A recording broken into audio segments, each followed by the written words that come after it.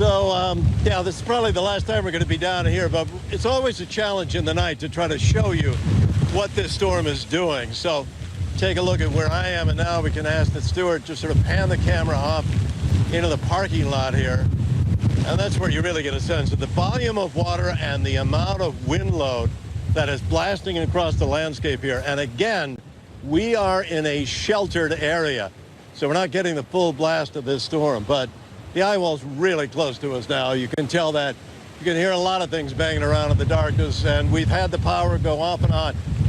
They say it never goes out here. We'll see. Tonight is really going to be a test, but you know, this storm is clearly roaring, and you're reaching that critical moment here. For anybody who is hunkered inside their home, you have a dual worry here. That's, of course, the wind, but it's the storm surge. That's the other one you've got to worry about, plus the tremendous volume of rain that's now falling down. You know, we have slight damage on the property here, but in the exposed areas, especially right down at the coast, they would be getting hammered by all of this. And it's going to continue for some time now. But you know, the blast just sting. It's hard to stay standing. And it's definitely a lot of wind and rain that is coming down. And it's going to continue like this for the next hour to two here. In fact, I think I'm going to get out of it and send it back to the two of you. I got to say, Martin, as you keep walking, we'll keep this shot up as we talk about this, Chris.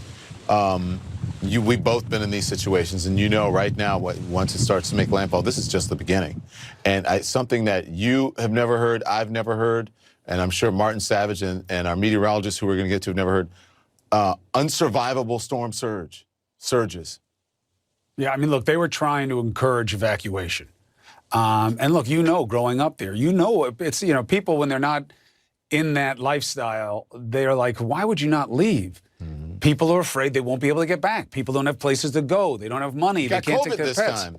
And now you got COVID. People are afraid of it. And, you know, the vice president tonight said, we're in a time of testing. Yeah, but we don't have the tests during this time of testing. We don't have the rapid tests so that people like your family down in Baton Rouge can have the confidence that they'd be able to get quick feedback about where they're going and if they're in a shelter. Or to go to a shelter. Who wants to go to a shelter when you may become exposed to a deadly virus? So the idea that the pandemic is over, no, it's actually affecting people's choices in real time. But we got to say, you know, Martin Savage has preternatural calm in that situation. Mm-hmm. This shot from his photographer that they're working with, this is the perfect shot. Look at the wind through the light.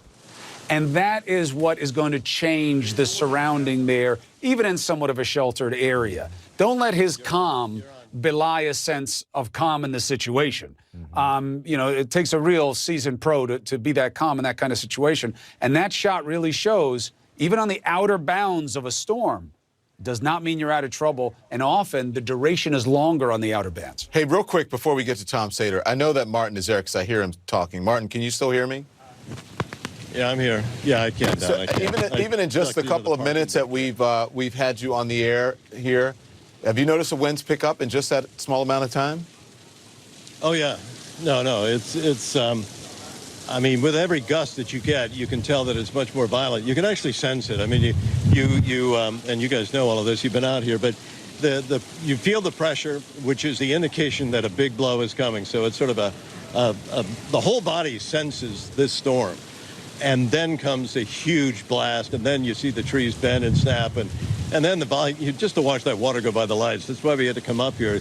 Most of the area around us is black, so it's clear you've been watching transformers blow, and you've been watching sort of the electrical grid around us begin to dissolve, hopefully just temporarily. But it has stayed on here, and that's what gives you this tremendous view. Otherwise, you would be in the dark, and that's what's terrifying about these storms.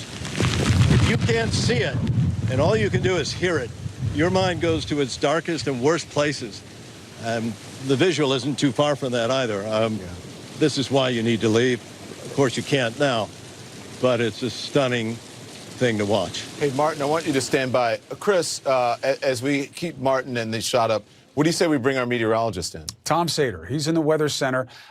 Give us the latest on what's happening. But also, Tom, give us a little nod, please, about the speed of this, 15 miles an hour, and what that means, and in terms of how broad this storm is so that the outer band devastation as well.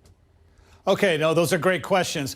We had official landfall 2 a.m. Eastern Time. It's 1 a.m. Central Daylight Time, right over the town of Cameron. Most likely, Cameron's elevation, we were figuring out, it's probably like 5 to 10 feet at the most. It's underwater. There is no doubt about it. When you see the eye center become so symmetrical and clear, it's a pure signature that it's a violent storm. This now joins an elite group. It's in the top 10, a small elite group of the most dangerous hurricanes to ever make landfall into the U.S. Top 10. Our records go back to 1851. That is staggering. We now have that landfall. Look on radar here. A couple of things to point out. Tornado watch is in effect until 8 in the morning. We had a few bands already moving into the area well in advance of the eye, knocking out power in Cameron. There will be more of that. And let's see if there's any warnings going on right now. If you're getting close, look at this. There's a tornado warning for that entire band. They're moving so fast, they're not going to put these for the individual cells. So again, that's a concern. Remember, Isaias just 3 weeks ago, we had over 20 tornadoes, and it took a few lives. But when you're talking about the eye wall now, these eye walls are several miles wide. We estimate that with Laura here, it's probably about 10 to 15 miles. And if you look at the eye wall, where it's moving in, take a look at Lake Charles. It is moving to the north-northwest. You get in a little bit closer, and what we're going to see here is one of two things that's going to be staggering here. If it continues that north-northwest movement, it looks right now that Lake Charles could get in the eye. There's an outside chance that that could happen, but there's also a chance that Lake Charles could stay in that eastern flank eye wall for 4.5 to 5 hours. That's devastating. Now, earlier when you were talking with Derek Van Dam, this is something interesting to point out. This box you see here, an extreme wind warning, it's been issued before, but it's a fairly new product from the National Hurricane Center. It's not used for tornadoes. It's not used for severe thunderstorms, only for approaching eye walls in hurricanes. This area means you will have sustained winds at least 115 miles per hour. So you look at it like a tornado warning. You get into the part of your home, the best shelter, in the basement, what have you. But already we're seeing winds that are well over 100 miles per hour. If you look at the warnings now in red, look how far inland they go, the hurricane warnings. 4.5 million people in the hurricane warnings. In blue are tropical storm warnings. That's another 18 million. Don, you were asking about your family earlier in Baton Rouge.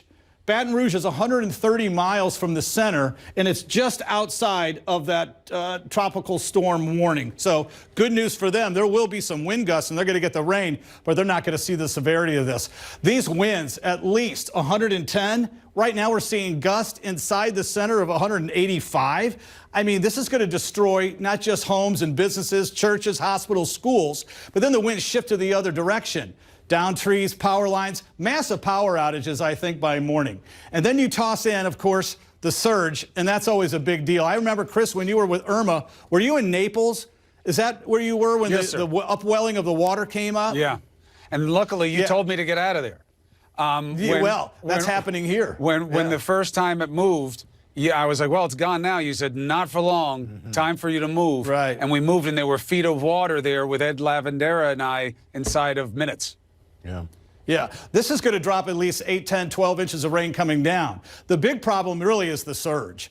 I mean, you've got a 20-foot surge right now. Can you imagine that? It's the top of a second-story building, but it's the force that's carrying it inward 30 miles. In 1913, we had, of course, in the Kagashu River, all the way carrying it in 30 miles? Mm-hmm. Storm 30 surge? miles. Not all 20 foot, not all 20 foot, but the surge of the water will go inland. Wow. But in 1913, in Lake Charles, the water level got up to 13 feet. It submerged over half of Lake Charles. Mm-hmm. Tomorrow morning, they're looking at a water level at 16.7, or 15.6, that is. 15, I mean, that's amazing. And then so you got the tornado warnings, you got the surge, you got the heavy rainfall, and the winds doing enough damage. Here's a good indication of your surge. So you see where Cameron is, all the way up to I-10. So there are computer models we're looking at in Lake Charles that are telling us by tomorrow morning, some of the communities and suburbs around Lake Charles will see over 8 and 9 feet of water in their homes. I'm telling you, we're looking at a situation where we're going to remember pictures of Mexico Beach when Michael moved through, how homes are off their foundations. We're going to see pictures like Katrina. where people are on their roofs, or even with Harvey, boat after boat of families being rescued tomorrow. I mean, this is going to be devastating, and all we can do is sit back and watch. Yeah. There's nothing more that can be done. Tom, I want you to stand by because we've